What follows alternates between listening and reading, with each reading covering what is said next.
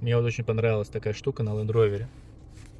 Ну, это, понятное дело, камеры, да? Это обычные, как и вот можно там двигать, вот, но это как обычно все. А тут еще есть оффроуд.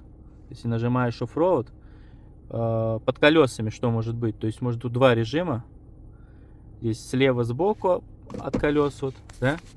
То есть если вдруг ты за городом где-то или препятствия, ты можешь посмотреть. Или вот эту кнопочку нажать, и вообще что под колесами происходит. Все прозрачно, все видно.